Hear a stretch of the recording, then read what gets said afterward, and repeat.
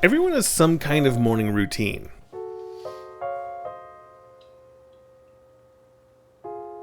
Pets to feed, outfits to choose, breakfast to eat.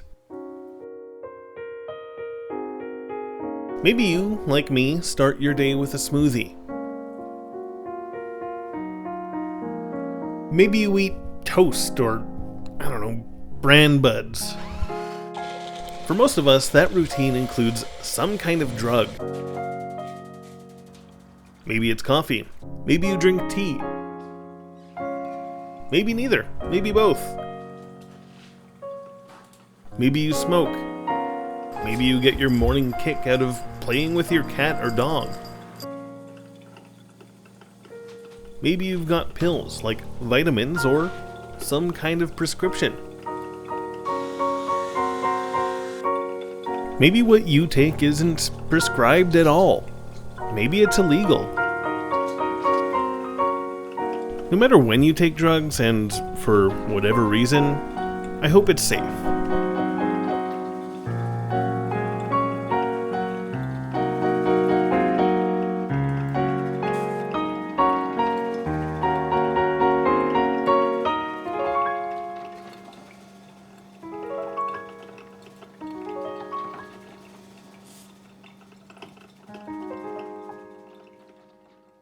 Aaron Gunn, Pierre Polyev, and at Dave D 42069 whatever on Twitter all seem to agree that Vancouver is dying. Feels like everything's broken in Canada.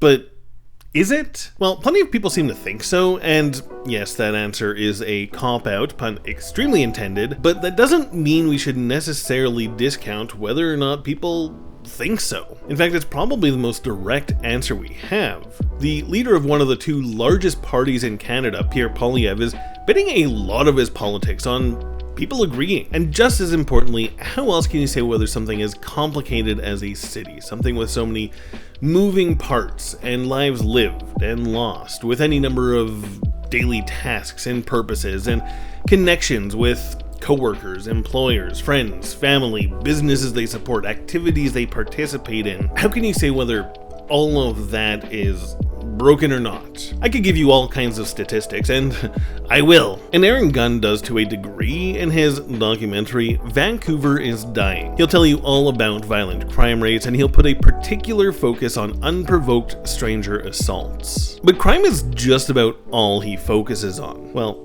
that and poor people existing in such a way that he can see them, which, by the way, he talks about it, he seems to think is a criminal act. And it's worth noting that some people may only think Vancouver is dying because they've been led to believe it is by fear-mongering media like, Vancouver is Dying, for instance. Gunn's video came out just 10 days before the Vancouver municipal election in October last year. Who's to say exactly how much it swayed the outcome, but with views nearing, if not breaking, the 7-figure mark by election day, it's hard to imagine it didn't have a pretty significant impact. Karen Ward, a drug policy advisor in the downtown east side, says, "Of course it had a huge impact on the election. They are refining a strategic playbook known as campaigning on fear." And the timing absolutely feels intentional. The party that echoed his points dominated. Called a Better City, or ABC, the party won the mayoralty by a large margin.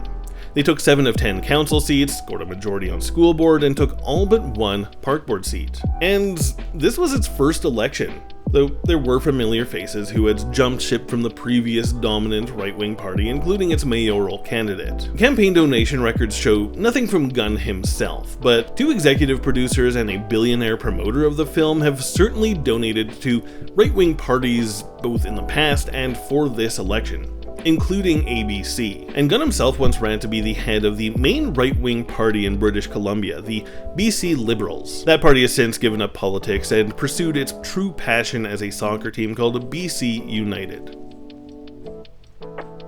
Do I need to fact check that? He actually got kicked out of the BC Liberals leadership race for being too far right, and he's since gotten involved with the BC Conservative Party. That party, for anyone who maybe is not aware, is not the same as the Federal Conservatives. But here's the thing, Gunn's thesis is not that Vancouver is dying, nor is Poilievre's thesis that everything feels broken. At least those aren't their entire theses. They're just jumping off points, a sentiment they hope people will recognize in their own lived experiences so that they can mold that feeling to fit their own politics. So, what are they saying? But first, who the heck am I, and why am I the one who's doing this video? Just very briefly, I'm a journalist and I've worked for the last 7 or so years in various regions of the province. The BC government declared a public health emergency from the toxic drug crisis when I was still just a wee tiny little baby infant reporter coming out of journalism school, and it's been a continuing thread throughout my career. I got laid off from my last staff position in December, and I've been doing my own thing ever since. Normally I wouldn't engage with Aaron Gunn's videos. He really loves videos like Pierre Poilievre smashes Trudeau on insert issue here. And then like half his other videos are just communist leader Justin Trudeau is legalizing cocaine. A quick note about that last one, Gunn really jumped the gun on that issue. It turned out the organization that got a permit to produce cocaine was doing it for medical purposes because, you know, hospitals use cocaine, but this video has been bugging me for a while. Vancouver is Dying got addressed in traditional media when it first came out, but I haven't seen much of anything, if anything at all, about it on its native platform, YouTube. So that feeling and a bunch of time on my hands essentially combines to form this. I'm not sure who's gonna see this video, but I'm gonna assume that if there are any viewers, then there are maybe, possibly, probably some from beyond BC and even Canada. So I'm going to try to keep this as accessible as possible and not make assumptions about people's baseline understanding of the issues at hand here. And I hope there are viewers from afar. While the story centers around Vancouver, it's kind of a case study with applications that obviously go far beyond, and we're seeing echoes of many of these issues in many other cities. And Vancouver is also a gateway, so to speak, for drug-related issues in North America. We were among the first to be seeing the so-called fentanyl crisis, a phrasing that's not only inadequate but also inaccurate, and I'll get into that later on in the video. And we're also the first to be seeing the rise of benzodope, which is basically exactly what it sounds like. Opioids that have been mixed with or replaced entirely by benzodiazepines, and those overdoses are not nearly as easy to address as opioids. The impacts of all of this are seen in the numbers. People think that overdose deaths in the United States are out of control, and yes, with close to 108,000 deaths in 2021, that is absolutely true. And by comparison, BC's nearly 2,300 deaths in that same year might seem pretty minor, but this province has a population of around 5 million people, and that adds up to about 4 1/3 deaths per 10,000 people. By comparison, it's about 3 1/4 deaths per 10,000 in the United States. Put another way, it's 6 deaths every day in a population 3/5 the size of New York City. With all of that out of the way, let's get into what exactly it is that Aaron Gunn is saying. Just a quick heads up that this video touches briefly on domestic violence and a fair bit more on colonialism. If those are triggers for you, you might want to avoid this one. Otherwise, I've got links to helplines in the description.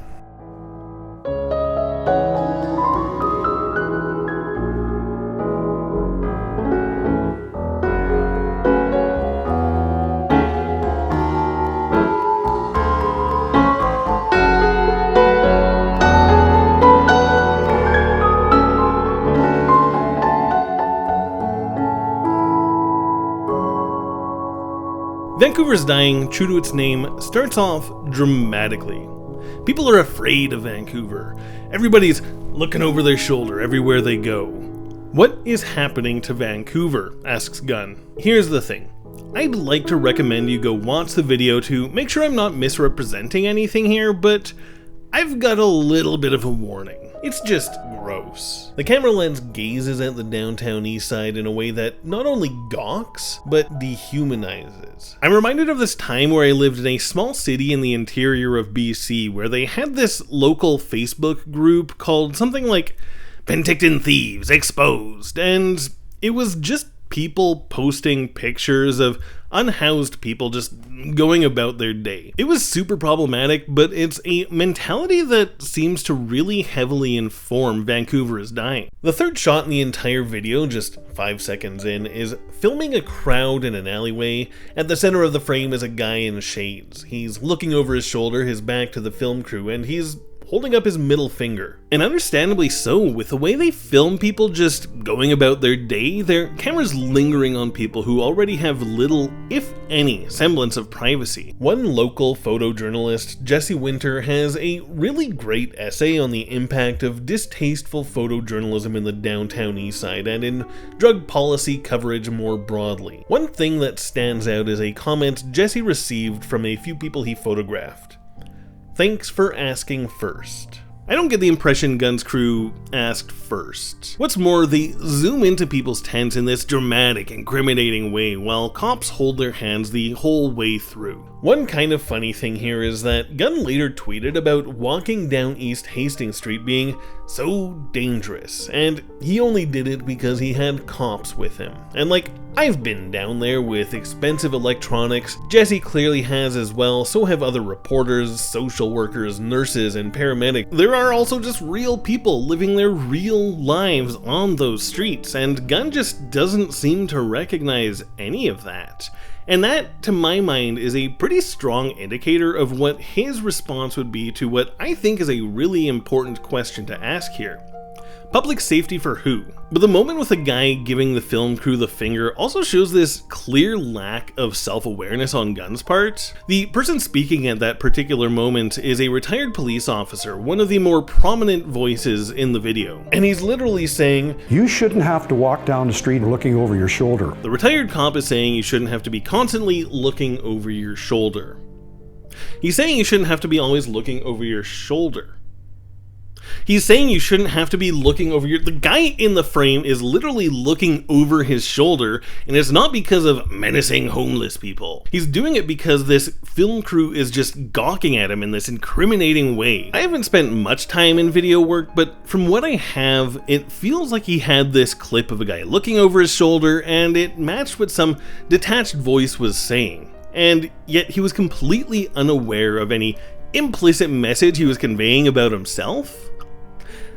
I can't. I'm 5 seconds into his video and I'm already losing my mind. I cannot.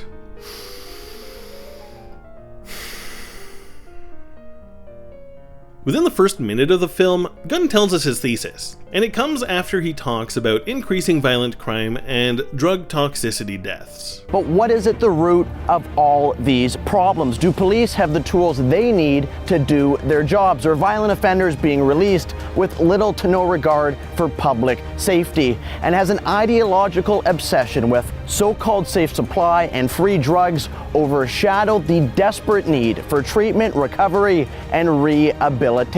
Okay, so those are a lot of questions, and we can already infer from the tone of the video what his answers are to those questions, though I'll leave aside the first one for just a second. Do police have the resources they need to do their jobs? No. Are violent offenders being released with little to no regard for the public safety? Yes. And has an ideological obsession with so-called safe supply and free drugs overshadowed the desperate need for treatment, recovery, and rehabilitation? Yes. And of course those all come together to form his answer to his first question. But what is at the root of all these problems? The root of the issue, according to Gunn, is not enough cops, too many freeloading homeless people getting free drugs for free. You can probably just smell the disdain in my voice at this point, but I understand where this perspective comes from. It's kind of the baseline assumption of, oh God, am I gonna say the word already? Like 15 minutes into doing YouTube and I'm already gonna say the word. It's neoliberalism. It's neoliberalism. It's neoliberalism. The poor people who get any scintilla of help from the government are freeloaders. They're welfare royalty. They don't deserve this. We're creating parasites by providing services. The result, of course, is a vastly reduced social safety net. Here in British Columbia, the government didn't increase the disability income assistance rates for nearly a decade, decade between 2007 and 2016. That meant as Vancouver continued to edge into a housing crisis, people with disabilities continued to make the same $950 a month in welfare income. When they did finally increase the rate, it was by half of what was needed to catch up with inflation. But with changes to the bus pass system, it really became a third of a half. Also known as a cent. All of that is a recipe for just further entrenching poverty, particularly among people with disabilities. At the same time, neoliberalism puts a greater emphasis on order maintenance policing. Since disorder is in large part a result of structural poverty, and since social services have been scaled back, police basically become the primary response to issues of poverty. There's actually a quote early on in Vancouver Dying that kind of gets at the point of public safety and inequality. I'm not going to show it because it's not like a police officer or a politician or just like some talking head that says it. It's the mother of a victim of an assault, and it sounds horrifying what her daughter went through, and I don't want to minimize that for 1 second. Nobody deserves that. But then Gunn asks, this wasn't in the downtown east side? And she says no, this was near the border of Kitsilano and Point Grey, where the wealthy people live. For anyone not familiar with Vancouver, the downtown east side is effectively the epicenter of poverty in BC. And it's geographically exactly where you'd expect it to be. It's the east side of downtown. Point Grey, by contrast, is adjacent to the University of British Columbia. It's a gorgeous neighborhood with tons of green space and a forest like literally right next to it, and it's also one of the wealthiest neighborhoods in Vancouver, if not BC. What's implied in their conversation is the downtown east side, that's where crime happens. The wealthy neighborhoods, those are safe. And for too many people, that is just a normal statement, something that is or should be natural, as if safety is a commodity to be earned. Gunn pins a lot of his video on crime, and particularly violent crime rates. Crime is on the rise, violence is rampant, and residents don't feel safe in their own communities. A trend that's only been accelerating over the past few years. According to the Vancouver Police Department's Public Safety Indicator Report, when compared to average crime rates between 2017 and 2019, 2022 has seen robberies up 21%. Assaults against police officers are also up 21%, and violent assaults as a whole are up 36%. Wow, those sure are some numbers, aren't they? Numbers don't lie. Do they? It's not like, I don't know, maybe pulling back on some of those various data might cause their narrative to crumble? Yeah, actually, it's exactly like that. And of course, it needs to be said that these are not all proven crimes. These are crimes that are called into or reported by police, and those statistics can be unreliable. So yes, it is in fact true that there have been some increases in some aspects of reported crimes in 2022 compared to other recent years, but they're picking which crimes we're looking at and in which time periods. Why, for instance, are they comparing the single year of 2022 with the average over 3 pre-pandemic years? Why skip over 2020 and 2021 altogether? And what about pre-2017? Like a normal person, I went through the Vancouver Police Department's data going all the way back to 2002, plopped it in a spreadsheet, let it do its thing, and looked for some trends. And here's the thing. If you average out the entirety of the last 21 years, 2022 looks like a relatively peaceful year. Compared to the average, assaults and standard theft reports were down more than 4%, while robberies, break-and-enters, and auto thefts and theft from auto were all down between 38% and 67%. That's not to say all crime is down. Mischief and sex offenses were both up around 11%, and arson was up nearly 29%. Unless you think I'm picking cherries here, the average over the last 4 years is not much different. I compiled a spreadsheet of all of this, and I'll link to it in the source sheet, as well as the actual VPD statistics, so you can check my work and make sure I'm not misrepresenting any of this. I also want to note that none of this takes into account the fact that there's been population growth in the last 20 years. This is just flat crime data, not crime rates. It's not necessarily that the Vancouver Police Department is lying about crime. I'm sure they would never do that, right? No. Silly? They wouldn't. They would never. But as local journalist Justin McElroy tweeted in April last year, saying VPD data shows some parts of Vancouver are seeing an increase in crimes in certain categories while the city as a whole shows no giant trend lines up or down is a way less exciting headline or way to create online engagement. But it has the benefit of being accurate. But there's another thing I want to harp on here. Gunn claims the stats likely underestimate the actual changes in crime rates because of all the calls to the non-emergency line that never got answered. But if you do just like a little bit of math, you can quite clearly see the overall number of calls to the non-emergency line were actually down somewhat significantly. And I wouldn't think it a stretch to suggest that if there are more unanswered calls, then more of the overall number of calls are actually repeats. And I'm not even saying that this suggests anything about decreasing crime. I'm saying it's pretty much impossible to infer just about anything from this statistic except for the fact that the call center is struggling. Curtis Robinson, the retired cop we heard from earlier, the guy who told us that we shouldn't have to be looking over our shoulder all the time as we're walking down the street as Aaron Gunn's film crew gazed in terror at the downtown east side, he reinforces this worldview that crime is out of control. He tells us early on, the downtown east side today compared to when he patrolled the area decades back is Absolutely, completely different. You didn't see any of the behavior you see. There was no such thing as stranger attacks. There was no such thing as robbing somebody with a needle. That point about robbing someone with a needle never happening before just isn't true. At least it's not true that there haven't been reports in the past about similar incidents. It's kind of a moral panic with a long history and often dubious evidence. A quick search on ProQuest turned up several reports about this in BC alone in the 1990s and 2000s, including the province newspaper in 1999, which stated, "Vancouver police have noted a disturbing new weapon of choice for robbers. Hypodermic needles. Last week alone, 4 cab drivers were robbed at needlepoint, but none were pricked." I'm not saying the particular alleged needlepoint robberies Robinson is talking about here never happened. I don't know that.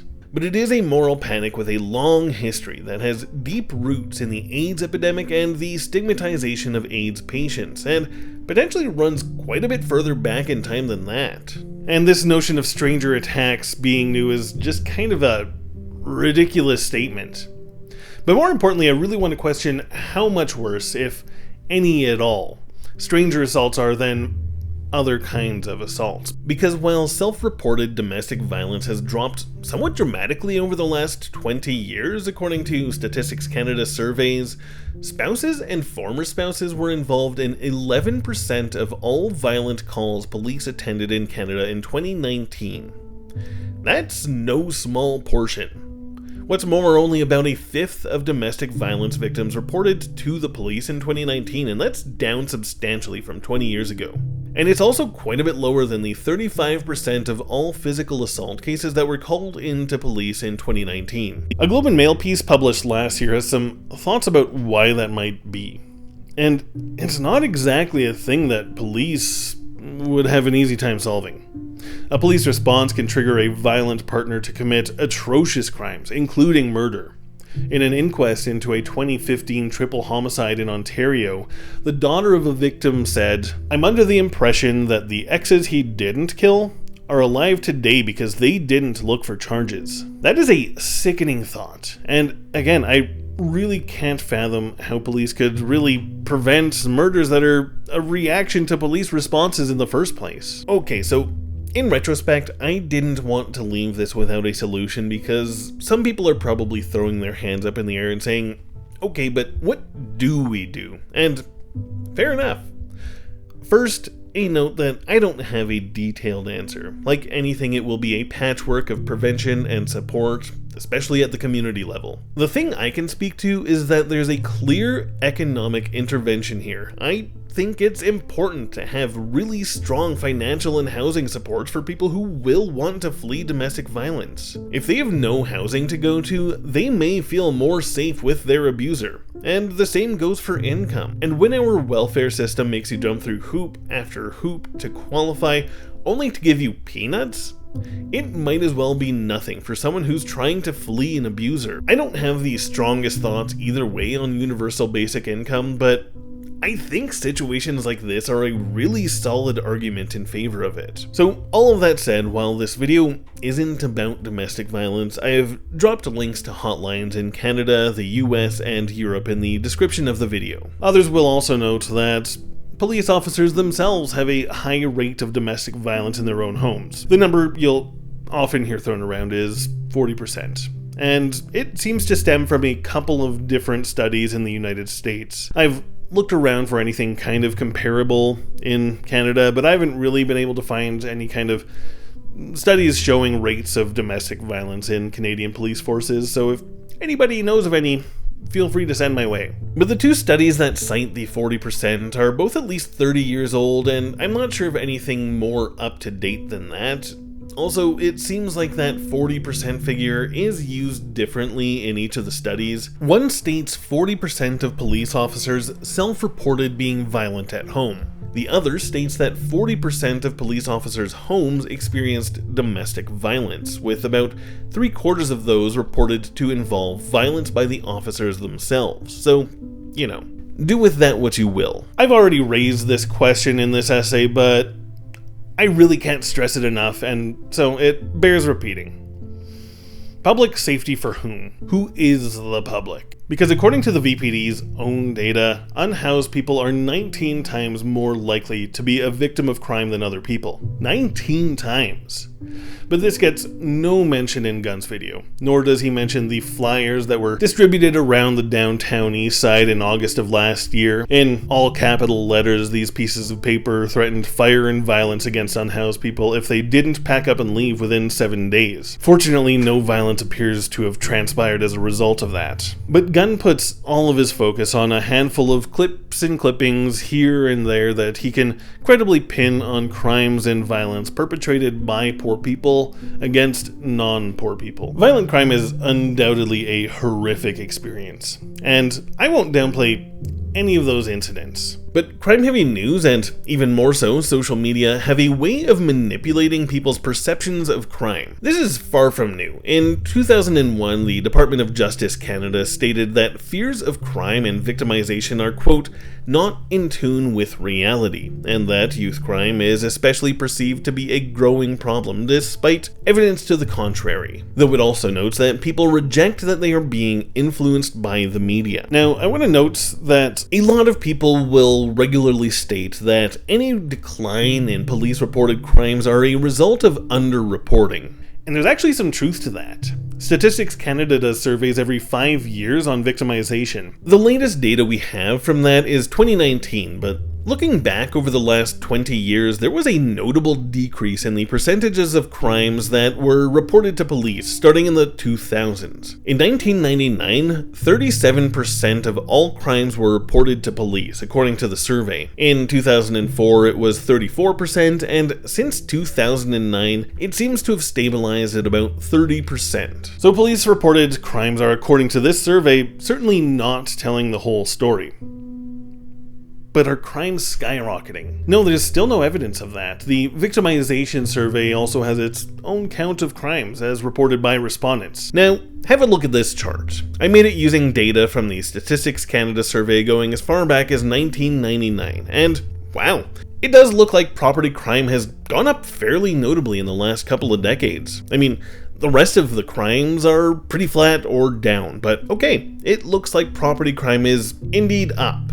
Except there has been some growth in our population in that time as well. So let's have a look at the data with a new lens, shall we? This time we've got somewhat more localized data, not just nationwide data, and we've reduced crime to 3 categories, just based on what data was available to me. And it actually tells a tale of decreasing crime. 2014 is especially low, and I'm not really sure what that's about, but in general, crime is down over the last 20 years. Even with population changes, property crime is still up slightly in 2019, but it still doesn't tell this tale of shocking, skyrocketing crime. The whole argument, though, is just this constant state of moving goalposts. And it's kind of exhausting to try to have an honest debate about it when you're kept on this hamster wheel of not great arguments. First, they carefully pick police-reported statistics to tell us how bad the crime is. And then when you show them more complete crime data, they tell you it's because people aren't reporting crime. So we've got data on survey-reported crime from the official statistics agency of the nation of Canada, and that shows that even accounting for fewer crimes being reported to police, this out-of-control crime narrative still is not tethered to reality. But I'm sure I'll still be told that this doesn't count because it only goes up to 2019, and while they've been saying for decades that crime is skyrocketing, this time it's really for realsies true. And yet I still have to concede that maybe, possibly, perchance, it is true. And they will do with that what they will. But we also have to remember where these crime stories in the news largely come from. It's the exact same people who stand to benefit from everybody being anxious about crime all the time, and especially around election time when the winners will shape their budget over the next 4 years. It's the police. And much of the news they put out is entirely discretionary. Some of their news releases are about deaths in the community, particularly from car crashes and homicides, but they choose which assaults or robberies to tell us about. And in the lead up to the 2022 election, Vancouver police opted to tell us about a lot. I had a look at the news releases that the VPD issued over the course of 2022, and there's a very noticeable increase in the month prior to the election. A very quick note on this was inspired by a Twitter thread from a former colleague of mine, Tyler Olson, and I had some slightly different findings from him in terms of like the hard numbers themselves, but it's probably just from different methodologies, and I also expanded the time frame to include the entire year. But the overall findings remain true, and I just wanted to give a shout out to Tyler for doing it first. Breaking down the year into half-month time spans, the 15 days before the election saw more first notice news releases of non-homicide crimes than any other period. And it wasn't even close. In fact, it was double the average for the year, and the 30 days before the election saw more of those news releases than the entirety of July and August combined. October was certainly above average for police-reported crimes, but it was also lower than both July and August. Mind you, it is possible summer vacations in the comms department played a role in this. The municipal election was on October 15th, and afterwards, those news releases from the VPD effectively vanished. Does this mean the police were trying to influence the election? I can't say for sure. Many people argue that yes, they were, and this is certainly some evidence to back that up.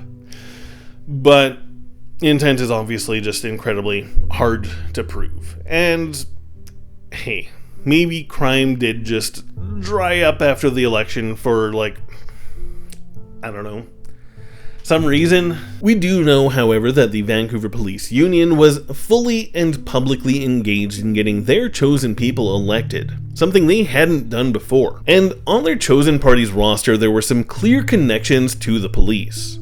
One council candidate was a former VPD officer and spokesperson.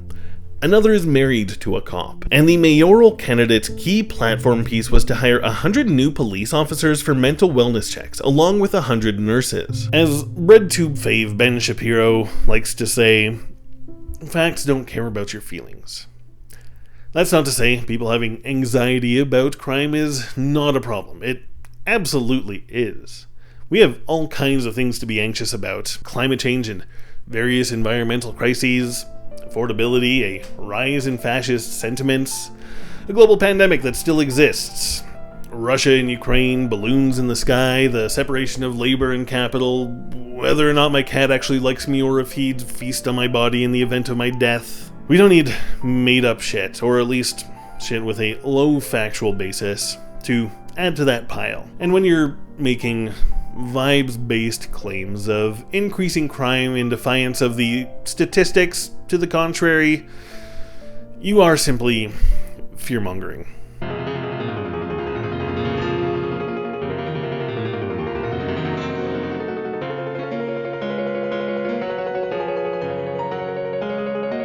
Aaron Gunn's video works hard to conflate poor drug users with crime to the point of acting like the two things are effectively synonymous. It's within the first 10 minutes that retired officer Curtis Robinson is brought on, and he's big mad. When he says there's no comparison between my experience as a police officer in Vancouver on Hastings Street in the downtown east side to what it resembles today. His position is that it's because the police are too nice to drug users. In the 1990s, he notes the VPD began shifting its policies around the downtown east side. A certain commanding officer decided that perhaps it might be a nice idea to broker a friendship with the people, the residents of the downtown east side. And that's when it started to erode. They didn't want to be friends with us. And it wasn't our job to be friends with these people. It was our job to control behavior and maintain the peace. So once the line started to be moved, instantly they took advantage of that. This is all very thin blue line mentality. Police are the thin veneer of civilization, the blue-blooded border between the order of Yaletown and the chaos of the downtown east side. I'd get all philosophy at you and throw some Hobbes quotes around, but Hobbes is sleeping, and I don't really want to wake him up for this. And anyway, I'm not the person you really want teaching you about philosophy. I get my philosophy education from YouTube, so I really can't be expected to relay that information to you reliably. I just Foucault the things up. I'm having way too much fun for a guy who literally just managed to string 2 puns together.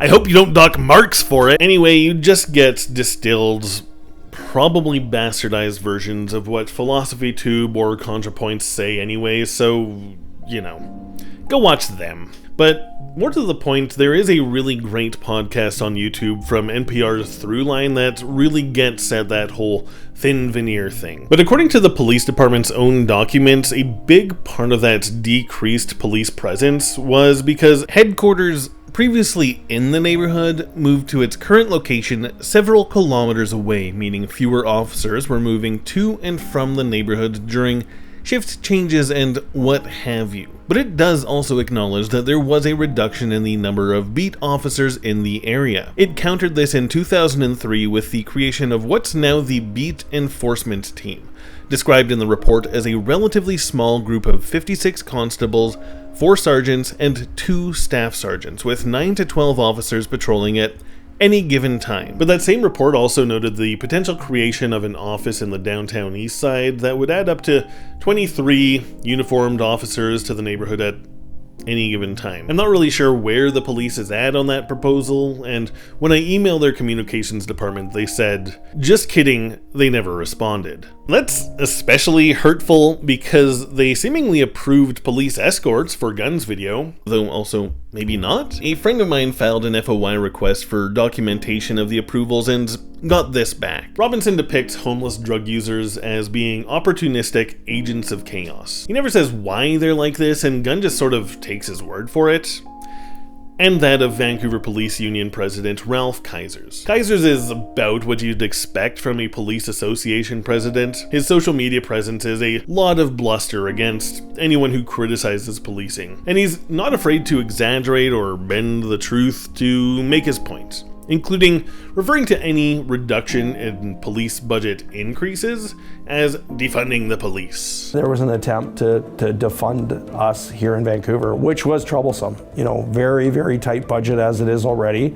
We're severely under-resourced, and now ultimately, you know, we're not getting the funding that we need to continue just literally to keep the lights on. They got woke, you see, the PC mob in the mayor's office came for their budget. I don't think the world's biggest gang is having any troubles keeping their lights on. They'll argue that their resources are being stretched for what they're being asked to do, and there is some truth to the fact that police have in general been asked to do more and more and more over the years, from effectively being social workers to mental health response. This gets back to that point from earlier in this video about how neoliberalism effectively sets policing up as being the primary response to issues of poverty. But you might also assume that they'd be okay with passing some of their duties to other agencies that can do those particular jobs better than they can, but no, they don't seem to be. I don't know, personally, I'd want a union purporting to represent me to not advocate for me to be sent into dangerous situations I'm not trained for, but I'm getting ahead of myself. In 2021, the City of Vancouver and the Vancouver Police Board had a little dispute, a little $5.7 million dispute. The VPD wanted a budget of more than $346 million, but the city only approved a budget of just under $341 million. The city's police budget the year before was just under $339 million. You could argue that a budget increase of about 1% is effectively a decrease, given, inflation. And you'd generally be correct. But to call this any meaningful level of defund is just absurd to the point of being dishonest. And for what it's worth, a report commissioned by the VPD notes that this police department has a higher per capita budget than police departments in Toronto, Calgary, Ottawa, and Edmonton. To be fair, Vancouver is a lot more expensive than at least 3 of those cities, and probably more expensive than Toronto as well,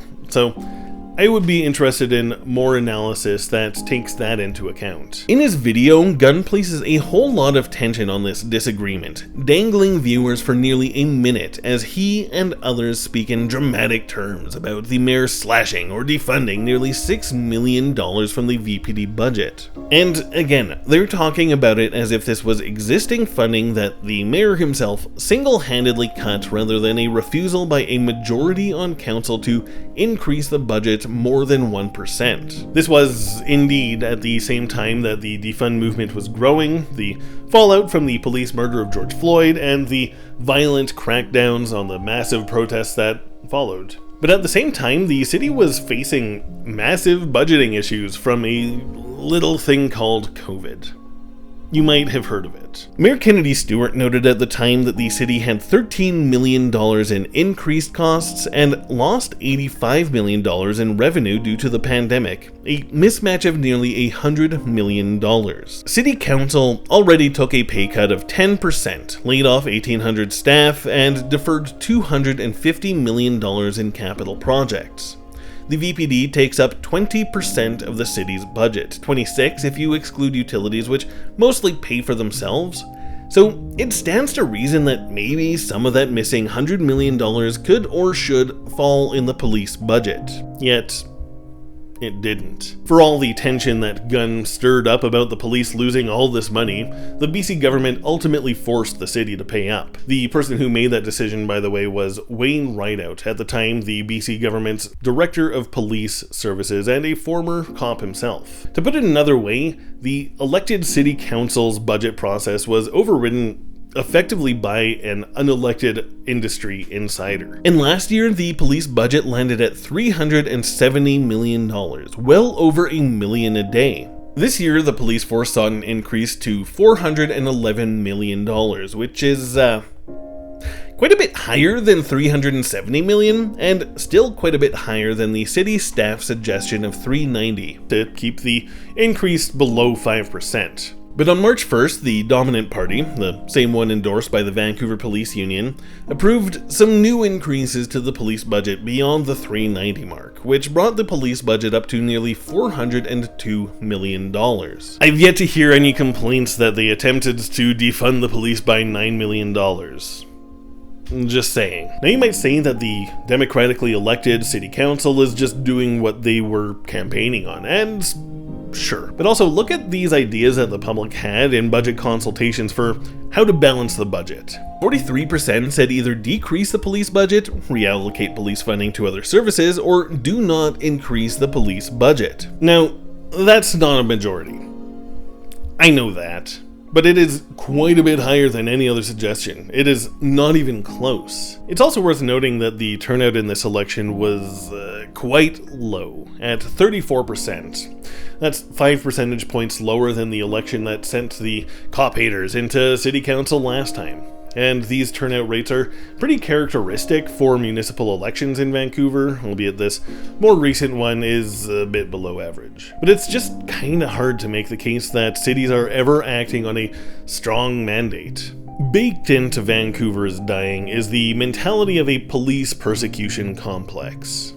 Any suggestion that Vancouver police be held accountable or that the department account for the hundreds of millions of dollars that they receive in public funding every year is an attack, even when it isn't. Certainly the defund movement tends toward the anti-police. It's about finding other ways of improving public safety and addressing wrongdoings without the violence. But you'll even get the same reaction even when people who are still in favor of some level of policing suggest that there should be oversight, or perhaps some police funding be moved to services like housing, healthcare, and civilian de-escalation interventions. Services that are shown to decrease violence and property crimes, as well as reducing the need for police to attend calls that even they often admit they shouldn't be the first responders to in the first place. Again, like mental health. And when you suggest that maybe they shouldn't be so quick to use violence when responding to issues, including potentially fatal violence, they get very defensive. Earlier this year, police shot and killed a man they claimed was behaving erratically on a bridge who allegedly had possession of or access to a weapon. Whatever that means.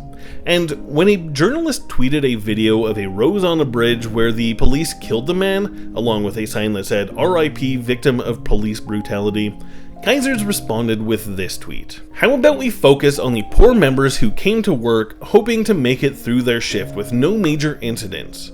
We'll now have to live with all the psychological trauma of having to shoot someone so they can go home at night to their family, or save a citizen from getting killed." Now you might be thinking, holy shit, that is depraved, and you'd be correct. I have no further notes.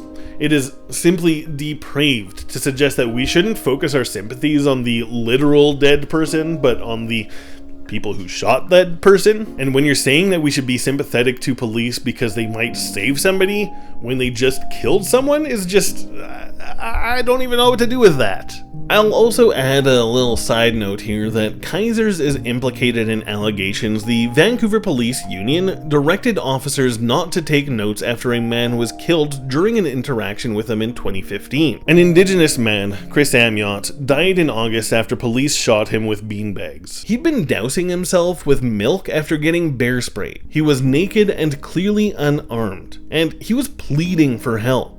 Police were repeatedly told by bystanders about what had happened and told that they didn't need to use force. And yet they shot him with beanbags 6 times within seconds of arriving, according to Pivot Legal Society. One witness who works at a shelter told Pivot they'd have had the issue dealt with within 20 minutes. He was the 5th person to die in an interaction with Vancouver police in 2022, with more than 4 months still to go in the year. And for anyone who followed the news around the police murder of George Floyd, you might recognize something here. When the police first reported on Amyot's death, they never mentioned that he'd been bear sprayed or the fact that they had shot him 6 times with beanbags. They just said that in the course of their interaction with him, he went into medical distress. In fact, while I've already mentioned that assaults actually aren't rising, but kinda down over the last 20 years, deaths after police use of force has been increasing in Canada. From 2000 to 2010, nearly 23 people on average died each year in cases where police used force.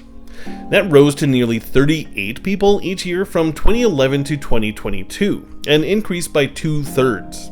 And since 2019, deaths involving police use of force have been rising rapidly, even accounting for population growth. But Gunn's video doesn't acknowledge any of this.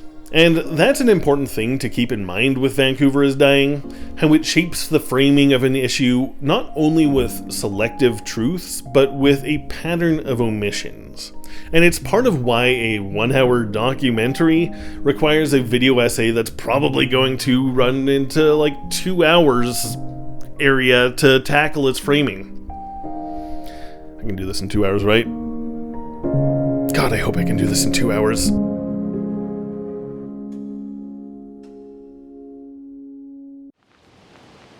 Now, if we're talking about omissions in Aaron Gunn's video, we really need to talk about the big blue elephant in the neighborhood.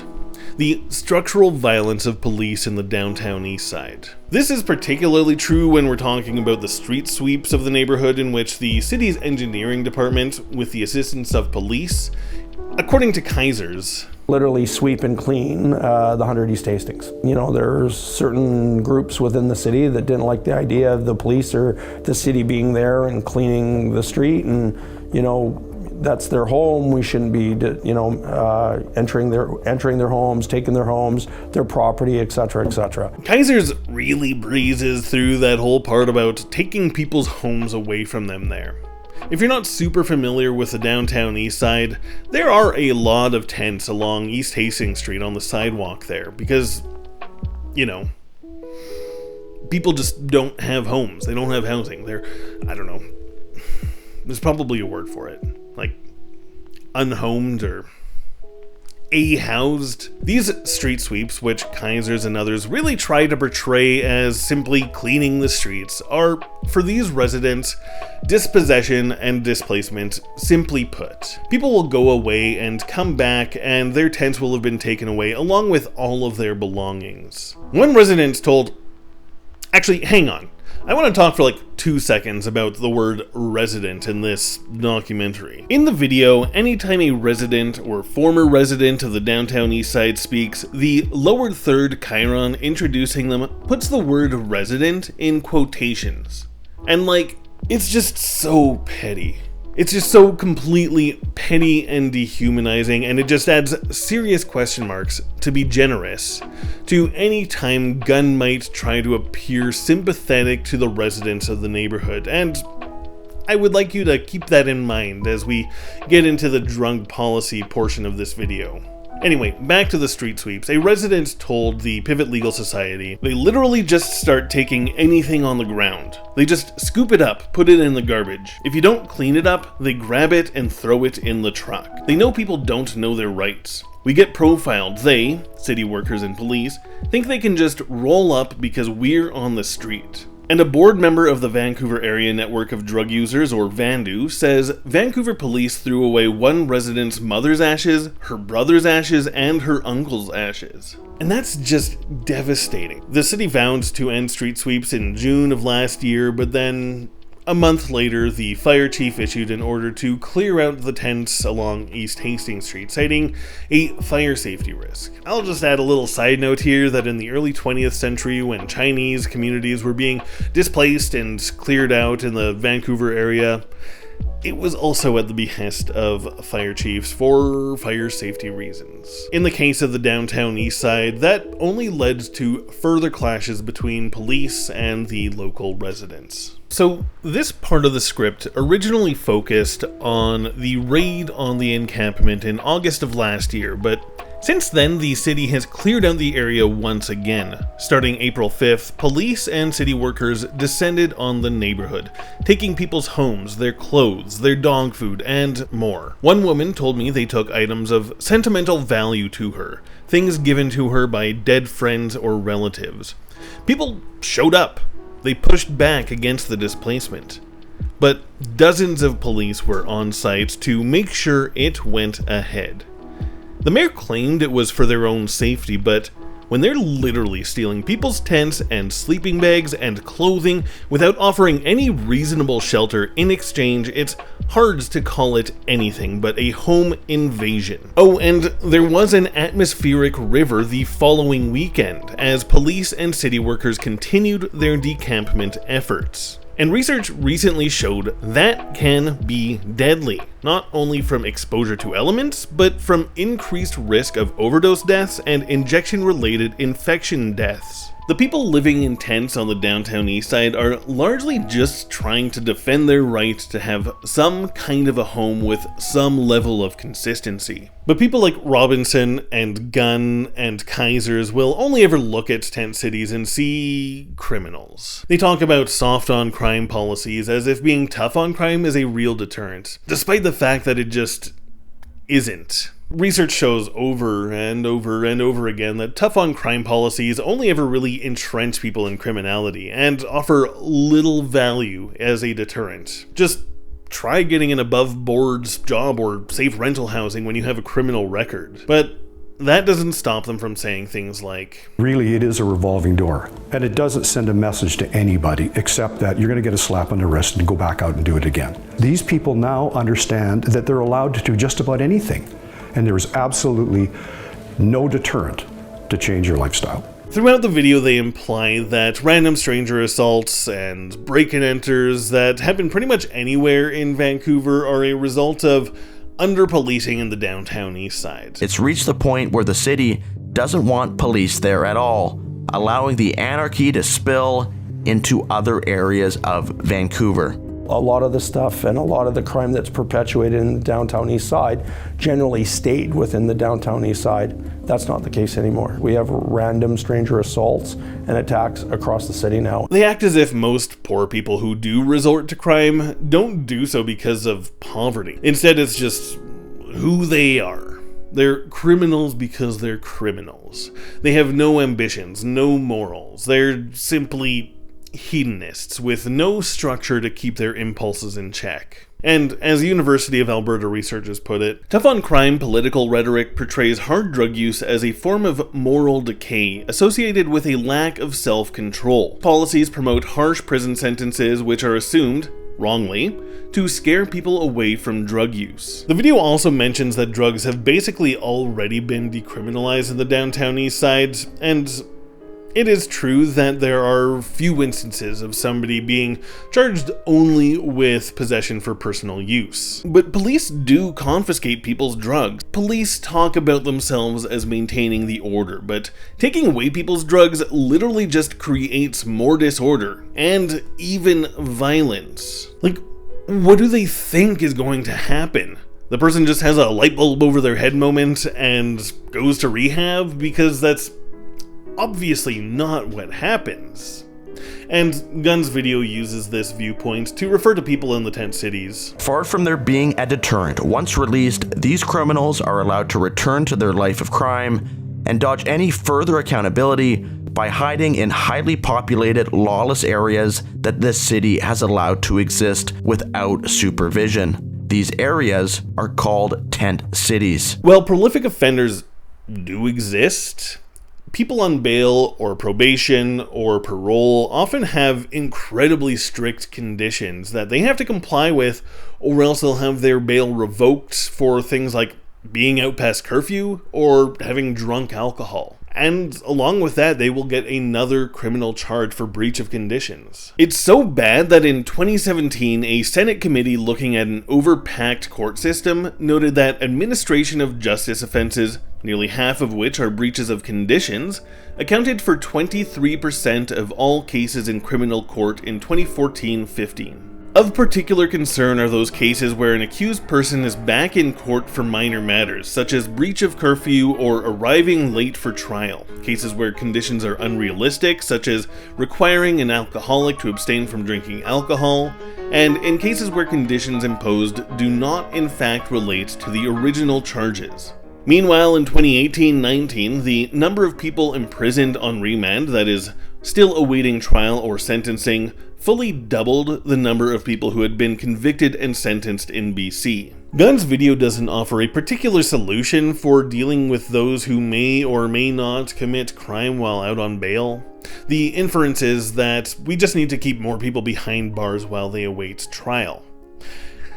The thing is, this kind of assumes that people are guilty and doesn't really jive with our system's, presumption of, innocence until they're, what do they do?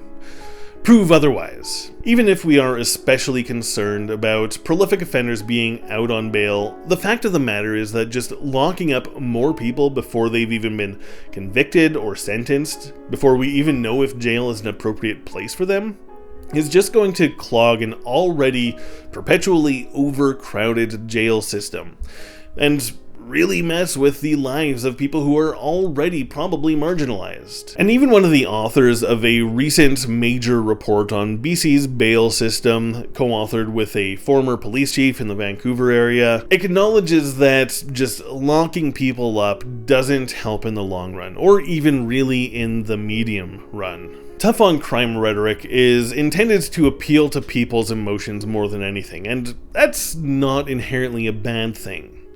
I'm certainly doing my own share of that with this video essay. It's not bad necessarily for emotions to inform your politics. Empathy is good, actually. But when those emotions are just lashing out against poor people, people who are far more likely than the general public to be Indigenous and Black and LGBTQ+, the policies often don't consider the well-being of those marginalized people. And what's more, in the case of tough on crime policies, they don't even do what they're supposed to do in the first place. Increase safety for the people that we're usually referring to as public when we're talking about public safety.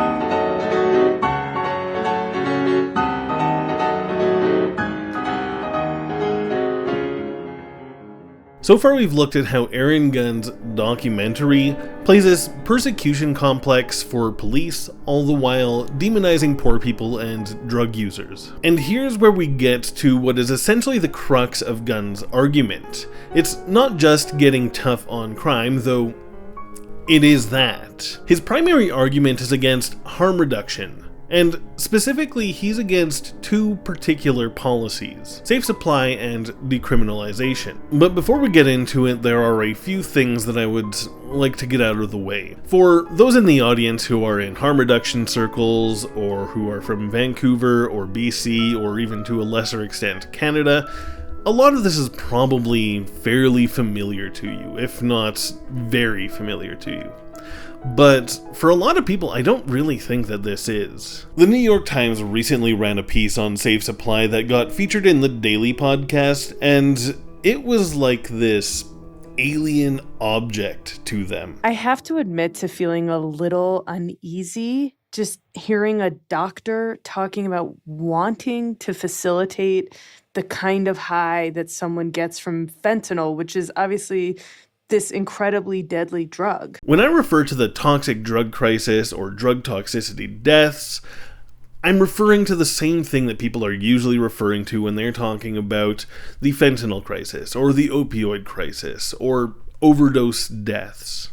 And the reason I'm doing that is because the crisis isn't really about opioids, is it?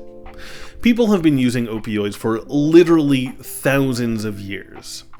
I probably don't need to tell you this, but long before fentanyl, long before heroin, before morphine, people used opium since before the Common Era. But try importing 100 doses of opium and 100 doses of heroin and 100 doses of fentanyl. Some of those things are easier to hide and transport than the others. Prohibition necessarily creates ever more concentrated forms of drugs, and more toxic. There's actually a phrase to describe this. It's the iron law of prohibition. Unfortunately, the daily episodes does at times kind of hint similar notes to Gunn's video. It starts off with a first-person perspective, a reporter describing her walk in the downtown east side.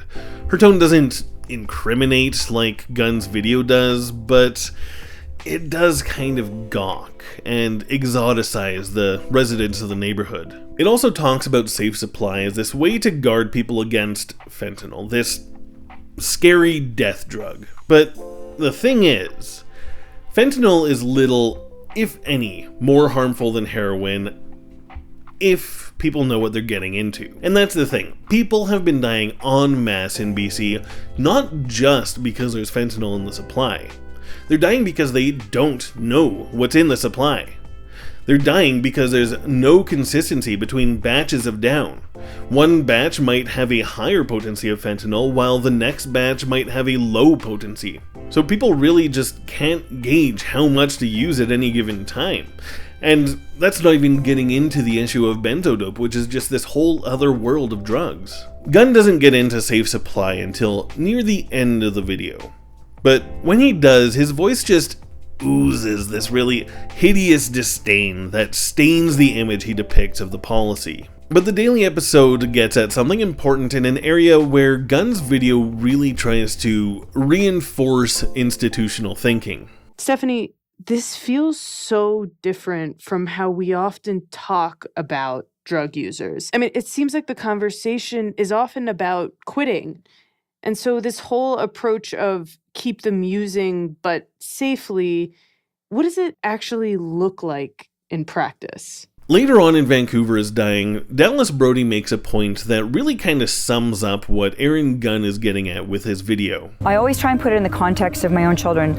If they, God forbid, ended up addicted to drugs and they ended up downtown on the streets, the last thing I would want is for someone to give them more drugs, watch them overdose, give them Narcan, give them more drugs, give them Narcan, until basically eventually they just successfully overdose one day. But that just simply isn't the evidence behind safe supply, nor is it even remotely the point of it. Brody is introduced in Vancouver Dying as the founder of a grassroots organization called Save Our City. What he doesn't tell you, however, is that Brody is a lawyer, as well as a candidate in the far-right BC Conservative Party in a recent by-election. She's also a former member of the Shaughnessy Heights Property Owners Association and the City Planning Department's first Shaughnessy Advisory Design Panel. For anyone not from Vancouver, remember when I told you Point Grey was one of the wealthiest neighborhoods in Vancouver or even BC? Shaughnessy was, with an average household net worth of nearly $14 million,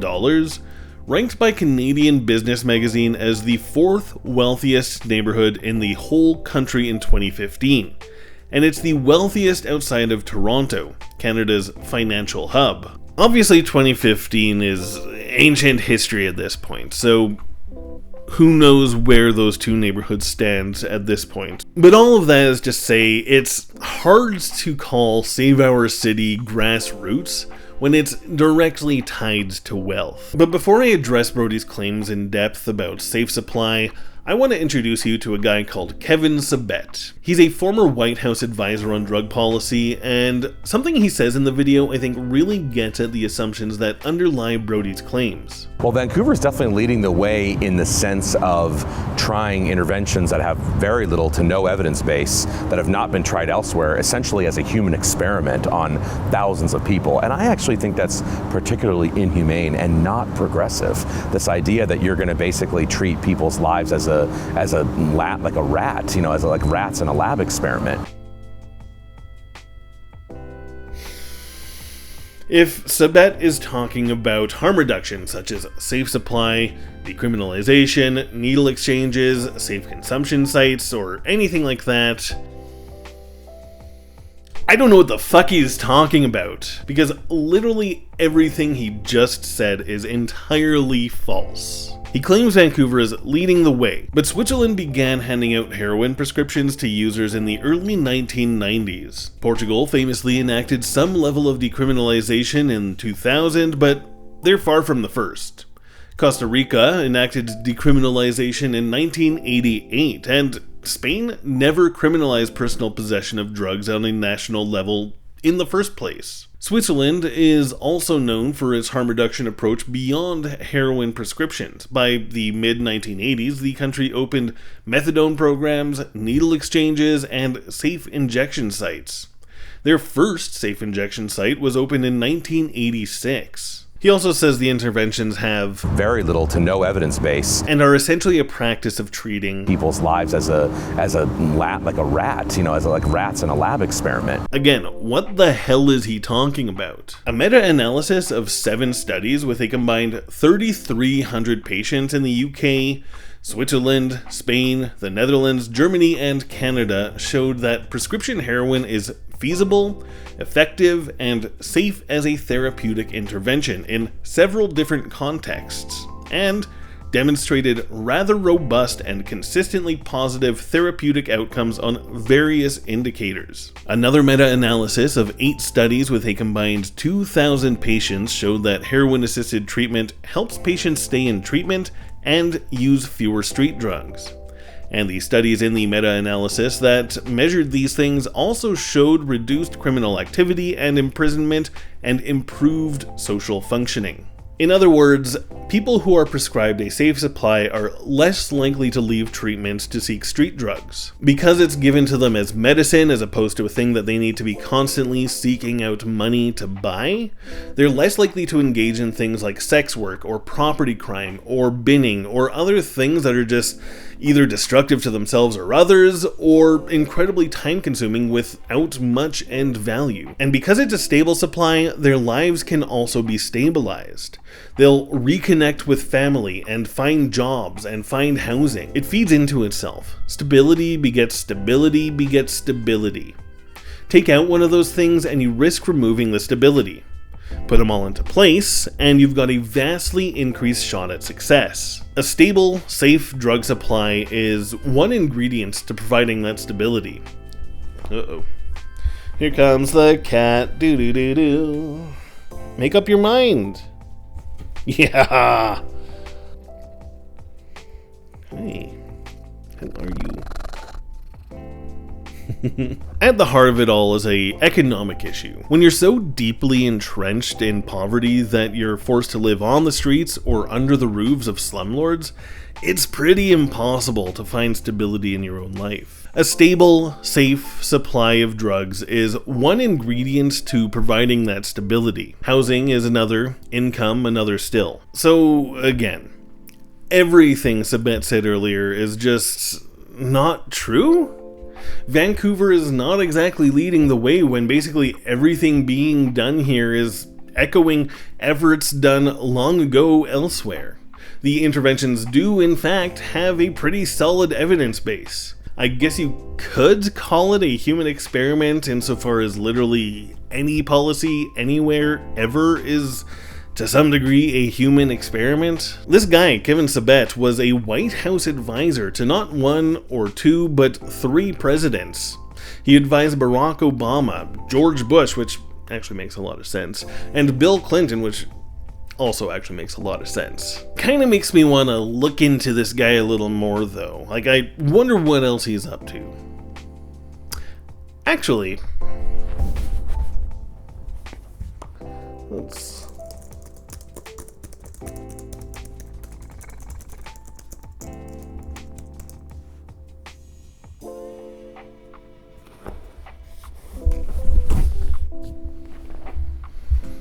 He campaigns against what? Does this guy know what country he's talking to? It's honestly pretty telling, or maybe it's just some self-awareness on the part of Vancouver Dying or Sabet, that Sabet's introduction doesn't mention the organization that he founded, instead focusing on his role as a White House advisor. Because I think if most Canadians saw that his primary goal was to oppose cannabis legalization, he'd get laughed out of town pretty quickly. But back to Brody's comments that safe supply is effectively a cycle of drugs, overdose, naloxone, drugs, overdose, naloxone, drugs, overdose, naloxone until you're dead.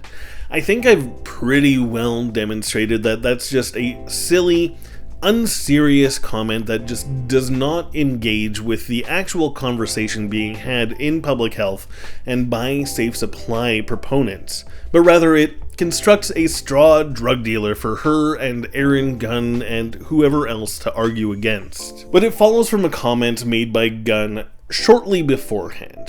At this point in his documentary, Gunn has this big aha moment. Decriminalization isn't about destigmatizing drug users, it's about the next step: safe supply.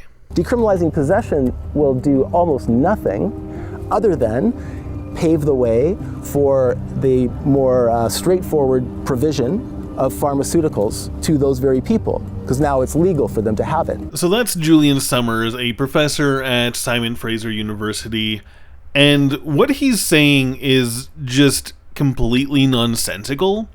Like, if they want to prescribe these drugs to people, they can have those drugs prescribed to them.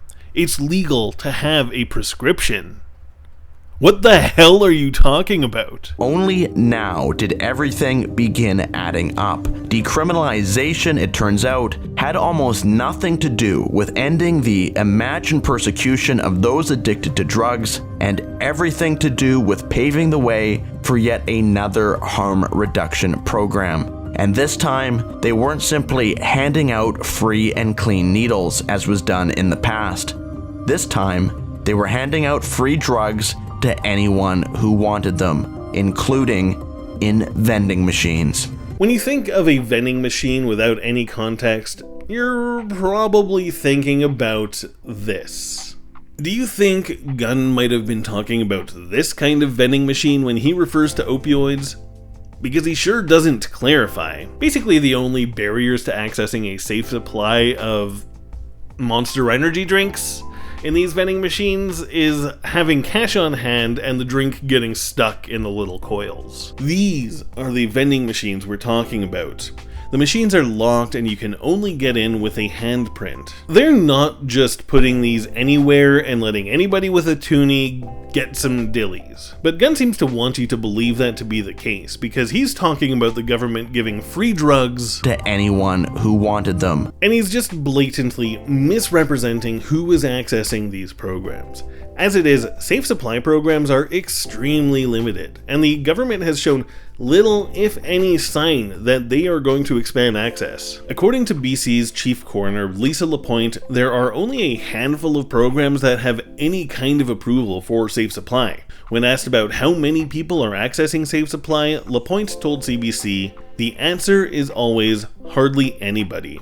And to Brody's point about how the last thing that she would want for her kids if they were in the downtown east side and using drugs would be for someone to give them safer drugs, there's an entire group called Moms Stop the Harm, a network of moms whose children have died from drug toxicity. Many of them know exactly what it's like to have a kid who can't stop going back to street drugs. They know what it's like to wish and hope and pray that this time in rehab will be the successful one. And they know what the end result of all that wishing and hoping and praying was for their children. And they explicitly advocate for safe supply. If your kid wants to access rehab and treatment, that should absolutely be available to them. But it is nothing short of ghoulish to use parent suffering to advocate against a policy that they say would have saved their children in the first place. That being said, I do understand that there are other parents of people who have died from the toxic drug supply who are more upset that there wasn't adequate access to treatment that doesn't involve safe supply or opioid replacements like methadone or Suboxone. And that brings us to Gunn's other solution, aside from mo cops, no drugs. Aaron Gunn's big solution is rehab. He talks to some clients at a couple of different treatment centers in the Vancouver area, and they're all explicitly against harm reduction. I don't want to discourage anyone who's in recovery, and I'm really happy for them that they've gotten to the point that they're at, and I hope they've been able to keep it up since. He also talks to the operators of the Last Door Recovery Society, which has really actively campaigned against harm reduction policies, including spreading claims in the news that kids have been accessing drugs that came from the vending machines mentioned earlier. It's through what academics call diversion, and it's a whole other topic that is just this whole other can of worms and would be a diversion from the general point of this whole video, and I've done enough of those, so I'm going to not get into it here. But as with a number of issues I talk about in this video, the podcast Crackdown has a really great episode about diversion that I will link to. But the long story short is diversion does happen, and it's possible that teenagers are among those getting their hands on these drugs. But kids do drugs. It's a thing kids do. And I, for one, would rather they used a regulated supply of drugs than whatever the hell is out on the streets. There's a bit of an issue here, though. One of the few things that Aaron Gunn and I probably actually agree on. Oh no.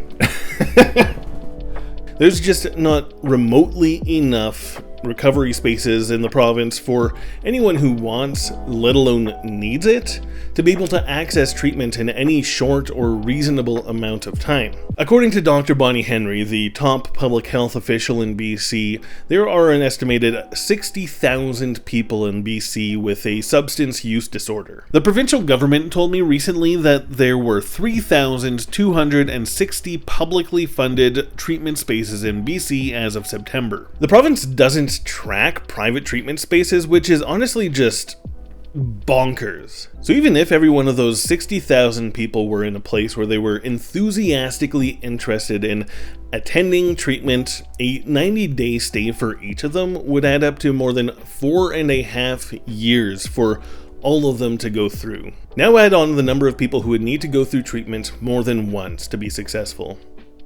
Now add on the number of people who would need to go through treatment twice. Now 3 times, 5 times, 10 times.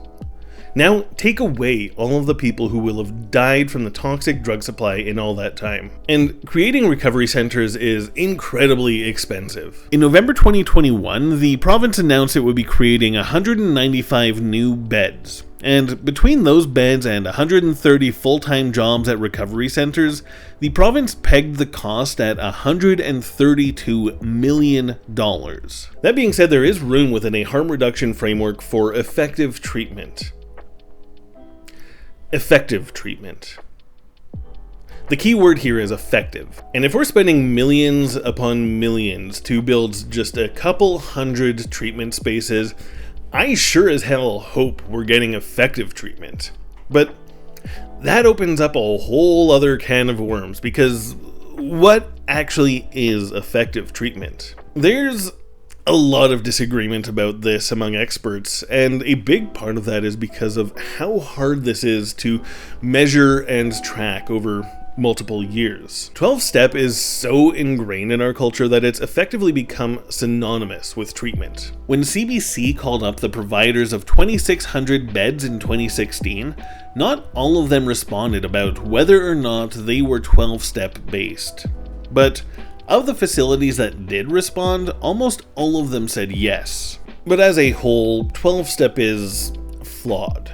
In her Atlantic piece, The Irrationality of Alcoholics Anonymous, Gabrielle Glazer rather boldly wrote of AA, "Nowhere in the field of medicine is treatment less grounded in modern science." Unfortunately, we just don't have very solid evidence that 12-step really works for that many people. The Cochrane Review published an analysis of the literature on the topic and found that it is as good or better than, say, cognitive behavioral therapy at inducing continuous sobriety. But in his 2015 book, The Sober Truth, former Harvard Medical School assistant professor Lance Dodes found that AA was 5 to 10% effective, and part of his claim rests on dropout rates, and that's kinda hard to rely on because who knows whether somebody's dropped out because they relapsed, or if it's because they just feel like they don't need the program anymore, or if they've just moved to another AA meeting.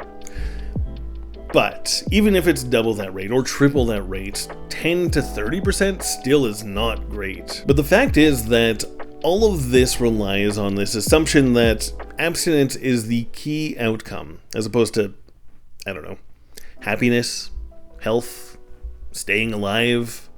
And recovery centers are notorious for kicking people out if they've relapsed, and In a drug market that's as toxic as the one in BC today, if you've gone a month without using and are suddenly kicked out onto the street and using drugs you're not used to, that's frankly a recipe for death. Abstinence-based treatments, and particularly 12-step, have some serious flaws, but the worst is in how they treat relapse. If you use once or if you drink once, you are back at square one.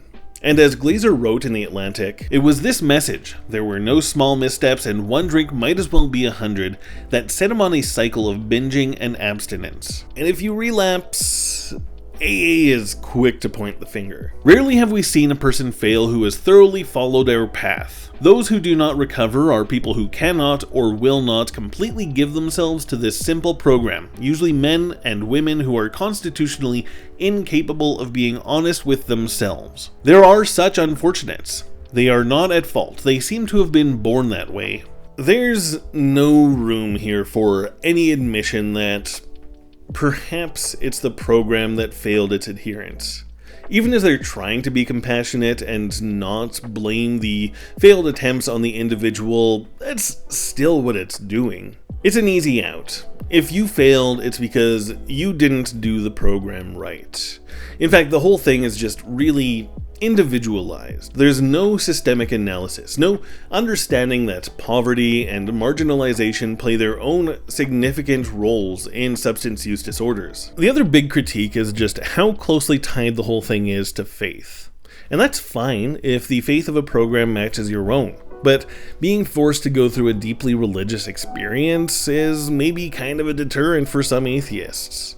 Or if a program is primarily Christian-based, how would that apply to you if you're a Sikh or a Buddhist? But the recovery industry as a whole is just notoriously under-regulated. This is true in America. You may have already seen the John Oliver pieces on the recovery industry from 5 years ago, and it's appalling. But it's also true to some extent here in BC as well. A recent report from a provincial committee agreed that there needs to be regulations that ensure the provision of evidence-based treatment and recovery services, that legislation is insufficient, and that there needs to be a system to measure outcomes. So the whole thing is not even just a question of what kind of treatment you're getting, but who is providing that treatment. But I think you'll find few people who disagree that the group setting of AA is in some ways helpful, though I would be wary that a relapse in one person could be a trigger for relapse in others. That being said, the lead author of the Cochrane Review notes that it builds solidarity and community, and that makes sense. Where people disagree is the importance of abstinence. According to the recovery industry, abstinence is the most important, or even for some maybe the only positive outcome. But here's the thing. It isn't. I've played their game for the last few minutes here, pretending that the issue of overdose deaths and addictions are somehow the same. But again, they aren't. The vast majority of people who use any kind of drug, be it alcohol or weed, or illicit drugs like opioids, cocaine, MDMA, amphetamines, benzodiazepines, psychedelics, what have you, whether it's medical or recreational, just don't have issues. When they do have issues, it's usually related to either the criminalization and stigmatization of the drugs or to the toxicity of an unregulated drug supply. But Gunn's video opts to look at drug use almost entirely through this lens of dehumanization. It's in the scare quotes around the word resident for residents of the downtown east side, and it's in the broad characterization of those residents as criminals who just do crime. In fact, writer JJ McCullough, a guy who somehow regularly gets published in the Washington Post, really sums that up. And just a heads up that the way he talks about drug users in this clip is really gross, but it's also unfortunately a really common way to hear others talk about real live human people. Is this really the compassionate solution for the people that are living this life? Well, I certainly don't think so. I don't think it is. I don't think that when you look at somebody who is like living in a kind of state of like living death, a kind of like zombie-like sort of state, I don't think it is compassionate to kind of look at that person and say that's as good as you'll ever have. We as a society have no aspiration for you that is better than that, because we have an ideology, a condescending ideology, that says that is basically your lot in life. I want to reiterate that the way he's talking about real, live, human people is just pretty disgusting. But it's not coming out of nowhere, unlike this guy. He just came out of the periphery. But it's not coming out of nowhere. It's based in decades of popular narratives that dehumanize drug users and poor people. This isn't anything new for the downtown east side either. Just a few months earlier, Vancouver media glommed onto TripAdvisor reviews.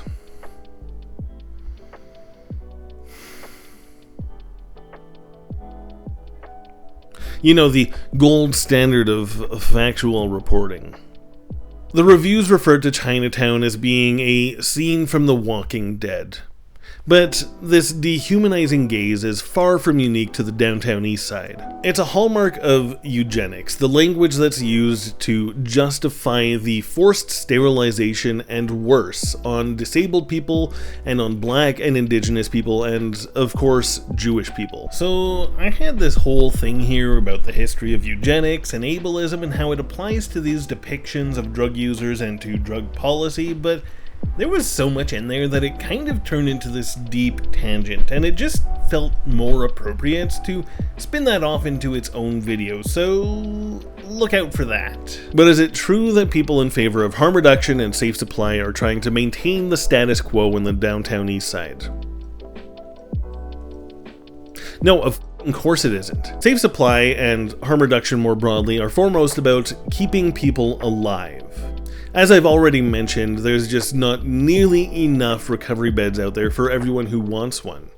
And as drug users would say, dead people don't do rehab. According to one study, more than 3,000 lives were saved by harm reduction in BC between April 2016 and December 2017.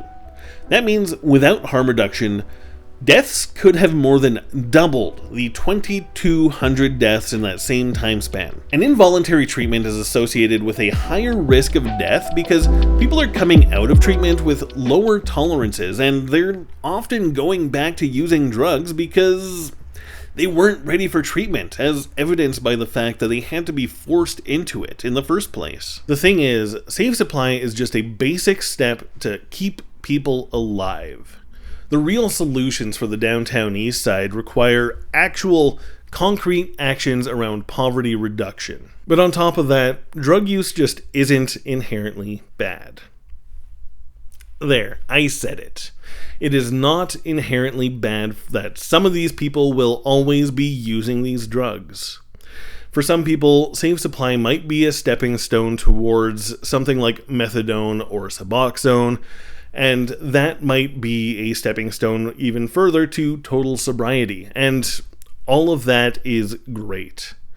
But for some people, a safe supply of heroin or crystal meth or something like that is also fine if it is improving their lives and also keeping them alive.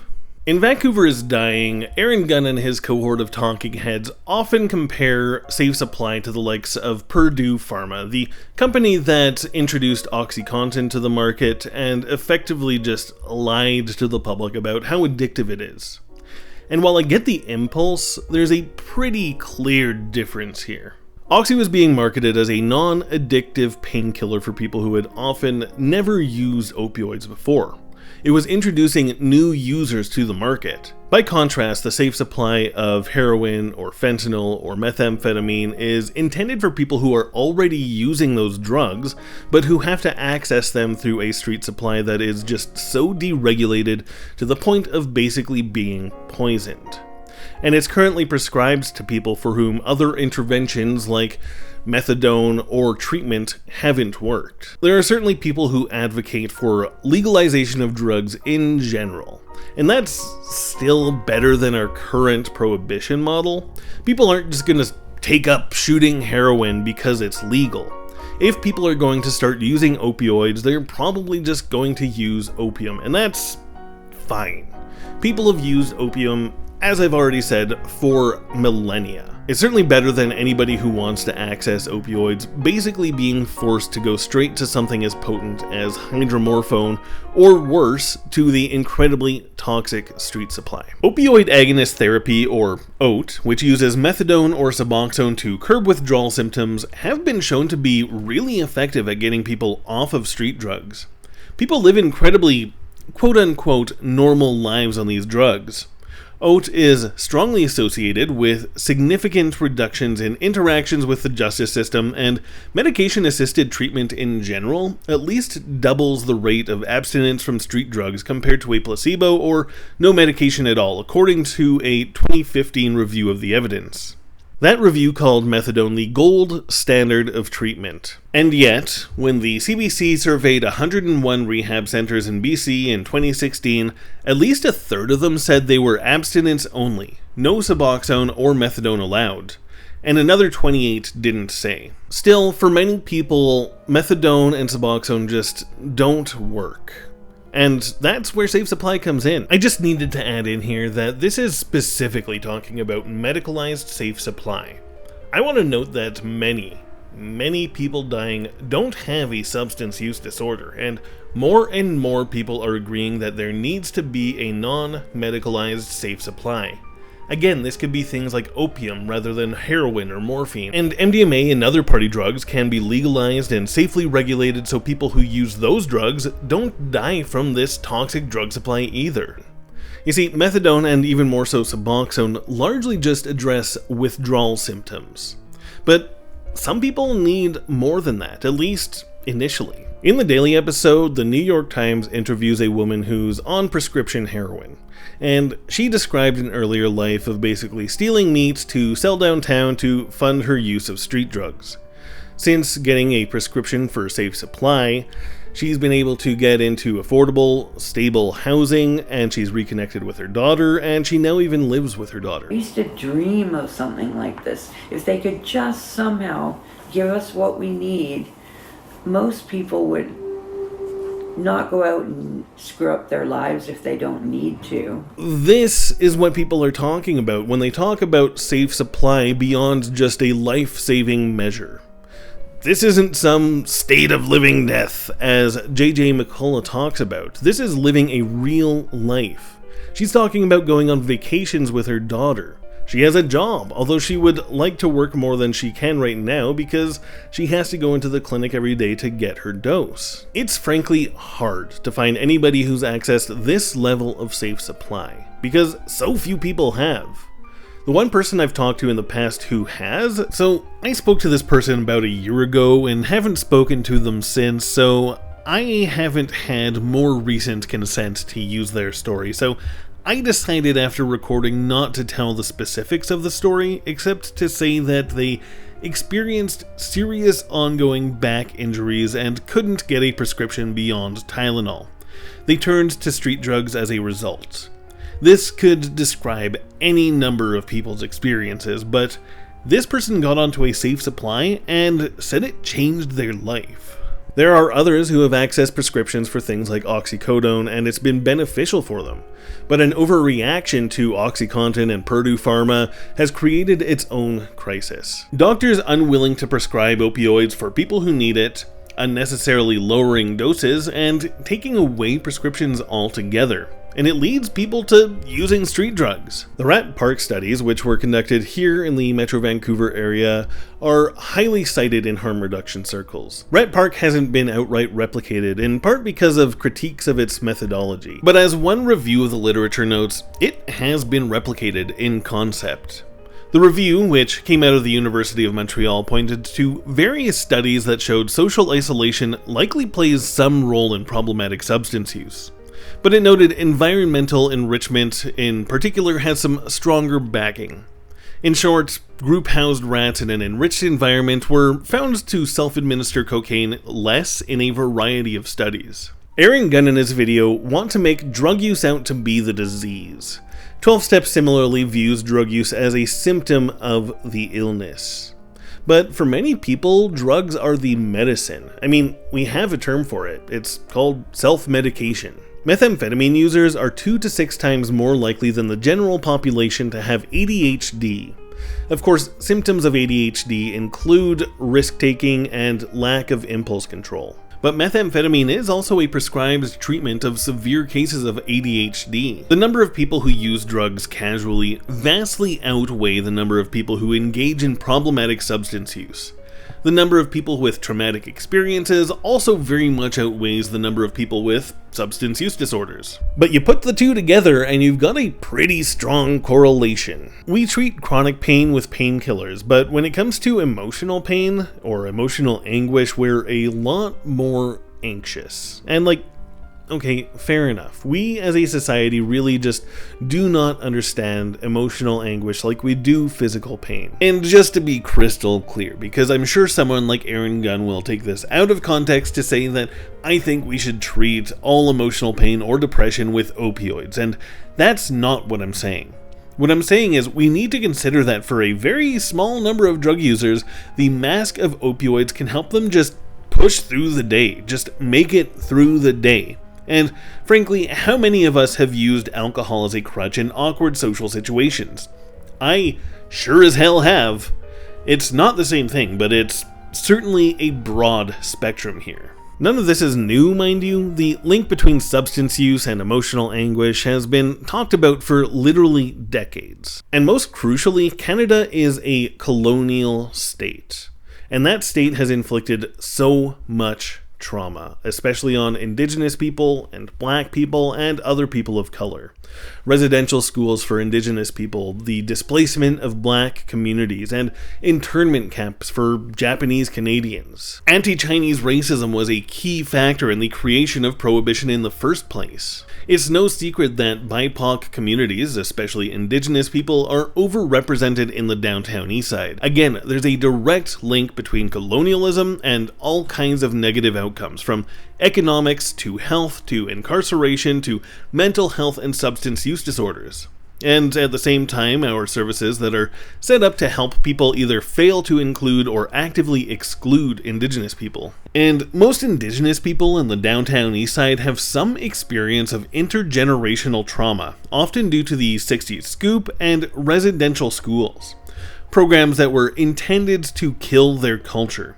This is a genocide we're talking about here, something the government just agreed to pay $3 billion to settle a lawsuit over earlier this year. And that's not even getting into the racism that's deeply embedded in our perceptions of pain, how doctors are less likely to believe Black people when they say they're in pain. But, like so many other things, Aaron Gunn's video just never stops to think about this.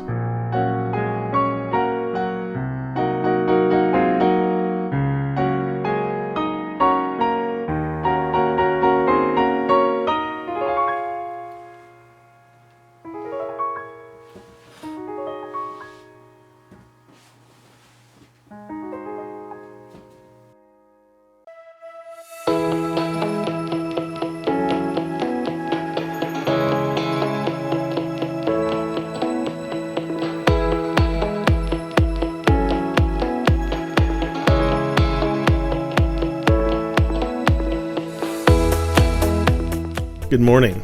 I just woke up. Obviously. You can tell by my hideous bedhead and my absolute state of undress. When I wake up, I like to have some methylphenidate. Each of these pills has just the right dose to last me through the day. At least I think so. I don't know what the hell is in this pill bottle. Frankly, neither does my dealer. Pharmacist. My pharmacist. For all I know, one pill is nothing like the next. My pharmacist also takes methylphenidate. At least he thinks so. My last pharmacist got arrested and my pills have been looking pretty out of whack ever since I got a new one. Have a look.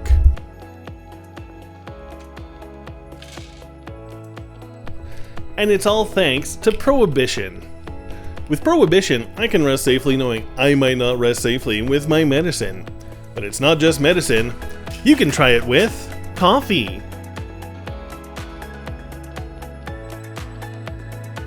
Marijuana.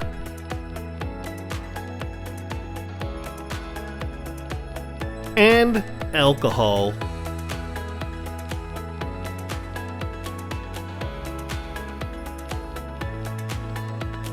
Forget Johnson & Johnson, I've got deregulation and criminalization. Ask your doctor if prohibition is for you.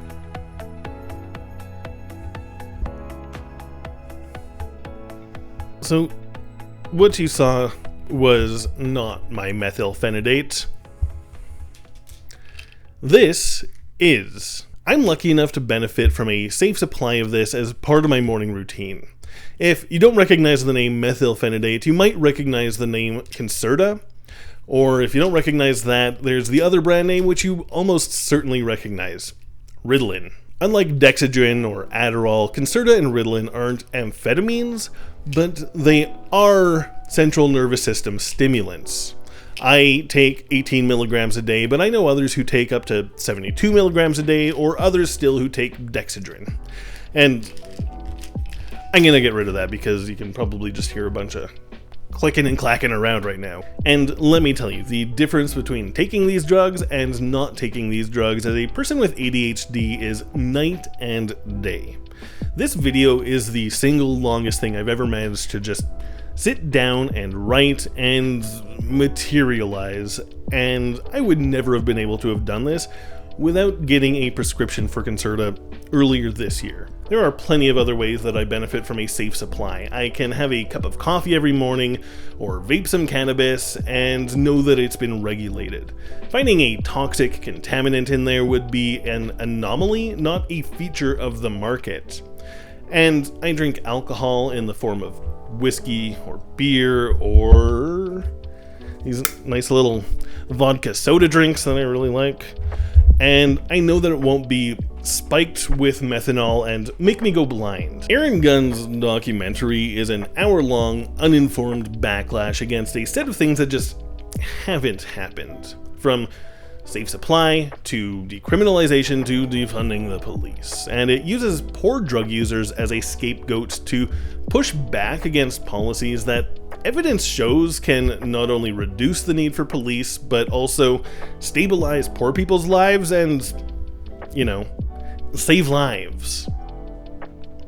Pretty important, right? To do so, it uses flawed data and bases its outlook almost entirely on the word of cops and wealthy people and right-wing commentators.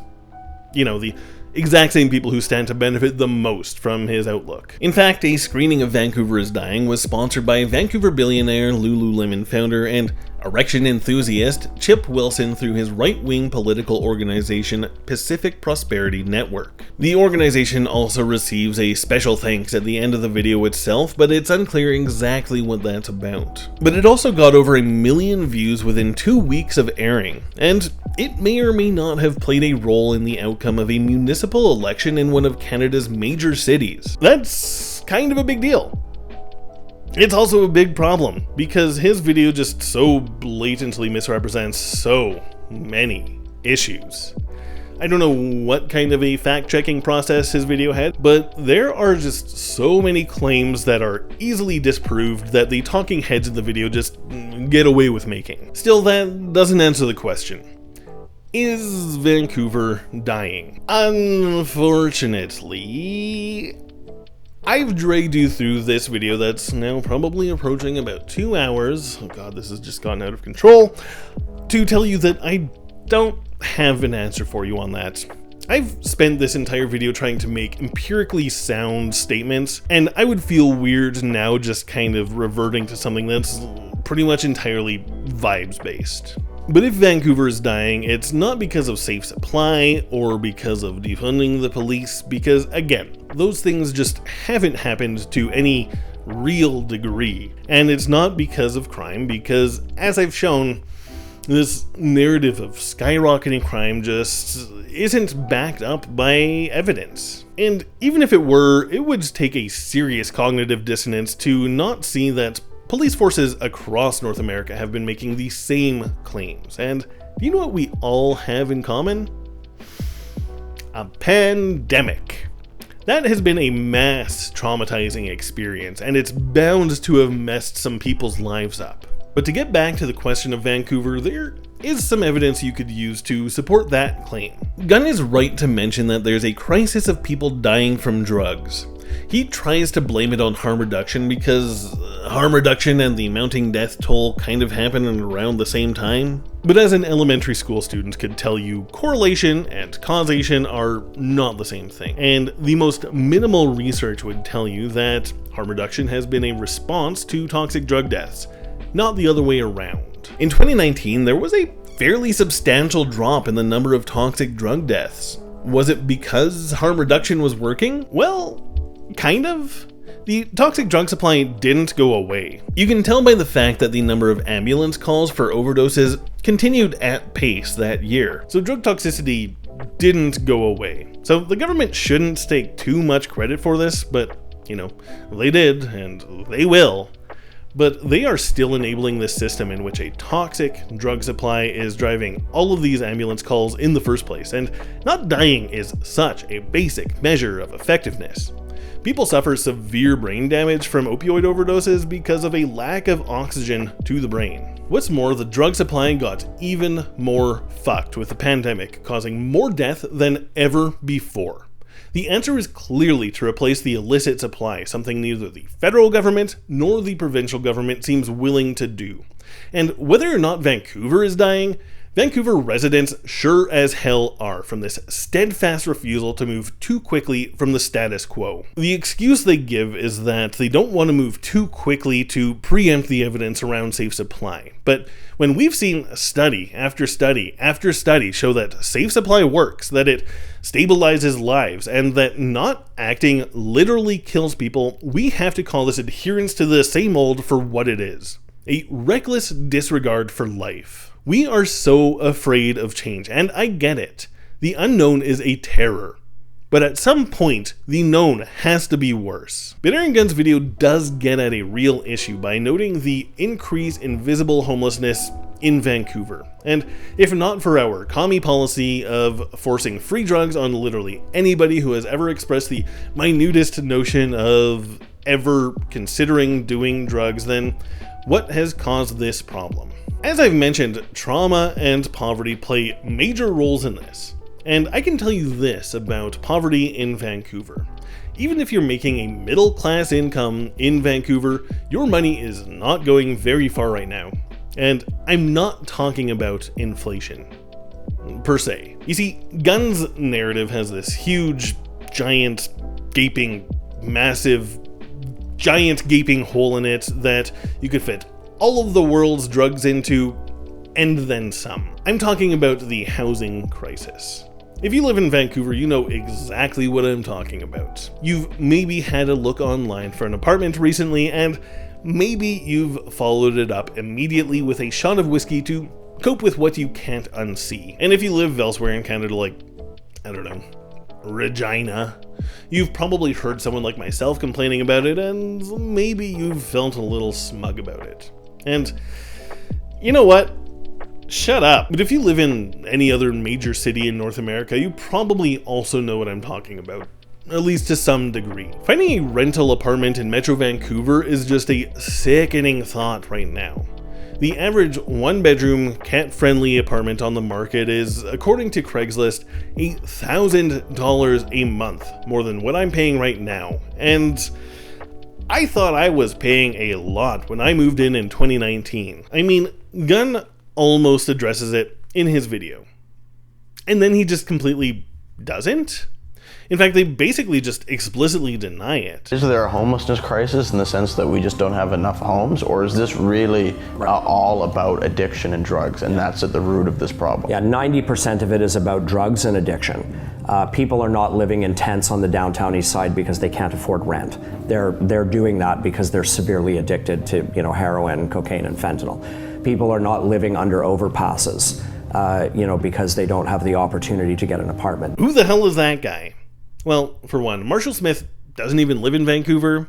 I mean, to be fair, he is a former resident of the downtown east side, but now he lives in Alberta, where he's an advisor to the provincial government of Alberta. And that province, mind you, has commissioned some studies on safe consumption sites and safe supply that have been used to ban safe consumption sites as far out as Philadelphia and to outright deny safe supply in Alberta. The report on safe supply, published last year, was authored by Julian Summers, a professor at Simon Fraser University. And the report he wrote for Alberta was roundly criticized by the research community.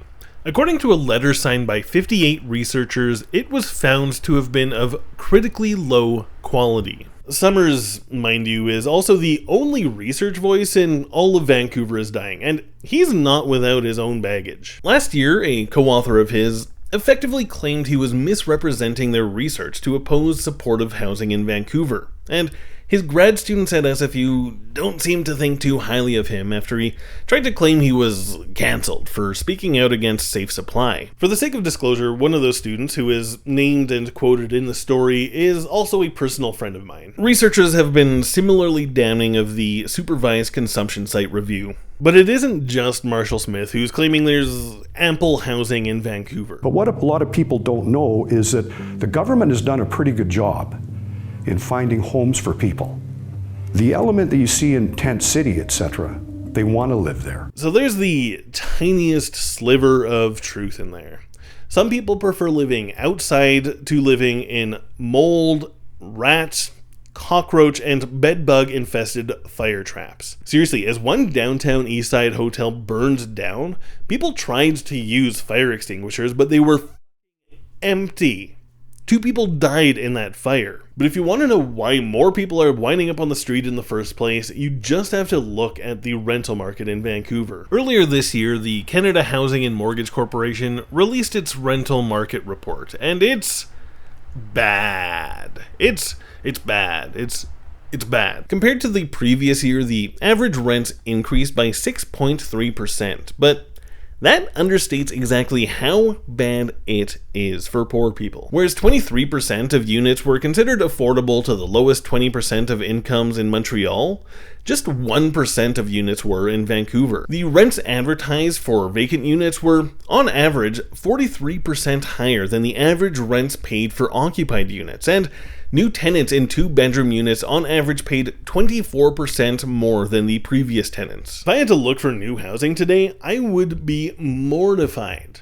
But I'm privileged. I have a family that I can rely on. When annual lists of the most livable cities in the world come out, Vancouver inevitably gets a mention. And there is merit to it. Vancouver has great transit, and there's tons of outdoorsy stuff to do if you're into that. But as the Tyee noted recently, livable for whom?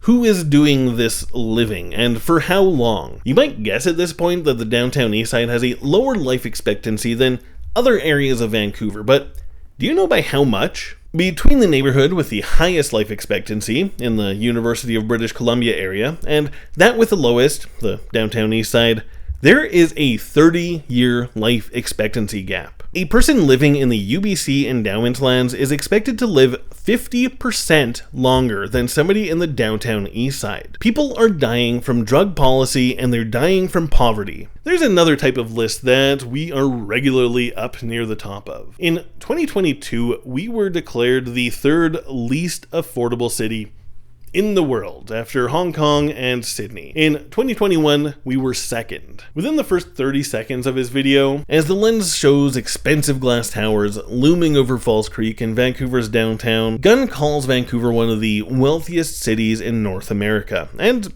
there's some truth to that. There is plenty of wealth in Vancouver. It's just not in the hands of most people. It's in the glass towers of downtown and in the mansions of Shaughnessy and West Vancouver. But even more broadly than that, it's in the single-family housing that sprawls throughout the region. More simply put, it's in the hands of those who own property, leaving crumbs for many of those who don't. If you want an example of a good documentary to check out, I highly recommend checking out Love in the Time of Fentanyl. It's unfortunately not nearly as widely available as Vancouver Dying. I was fortunate enough to find a screening of it near me. You might be able to find one near you as well if they're still doing screenings of it. Last I checked, it is available on PBS's streaming service if you have a subscription. It's honestly tragic that this wasn't the documentary about the downtown east side and the toxic drug crisis to make waves before the Vancouver municipal election last year, because it's just an infinitely better piece of work. This video essay can't do what Love in the Time of Fentanyl does. This whole format just can't immerse you in the lives of people who are experiencing the toxic drug crisis firsthand, no matter how much I try to base my arguments on things I've learned from people with lived experience. So I hope that you will check out Love in the Time of Fentanyl. But for now, I hope that this video essay helps to provide some kind of an antidote to the really carceral approach that Vancouver Dying takes. And I hope it helps to show why that approach is not only unproductive, but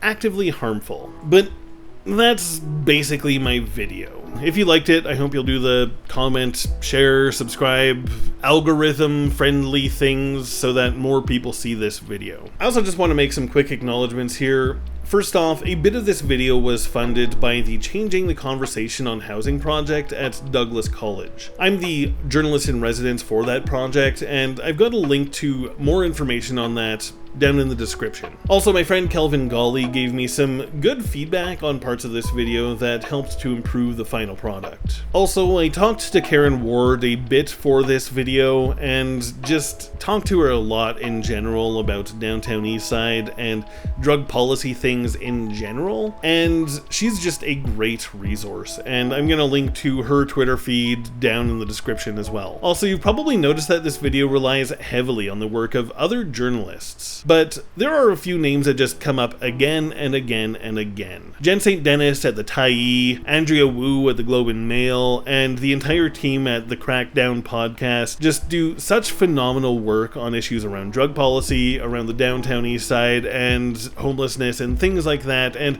I just really wanted to give them all a shout out as well. Also, this is my first, anything on YouTube, so you know, tell me what you think. Tell me if I should do more. Tell me if I should do less. Tell me if this video was great, but no thanks. We don't need any more from you, Dustin. I do have a number of other ideas for issues that I would like to look at through the lens of a video essay, so if there is interest in this, then I'm pretty eager to try tackling those as well. One of those ideas is something I've already mentioned in this video, and it's a look at the history of eugenics and its applications on drug policy today, and I intend to start on that actually pretty quickly after I've published this video. And lastly, this video was a lot of work that I've been doing since January, pretty much all by myself in my spare time. I mentioned that this video was funded in part by the Changing the Conversation project, but it actually is just a small fraction of the many hours that I poured into this video. So if you appreciated the video, then I would appreciate you if you supported it somehow, whether it's through the algorithm things like the liking and the sharing and the subscribing and the commenting, etc.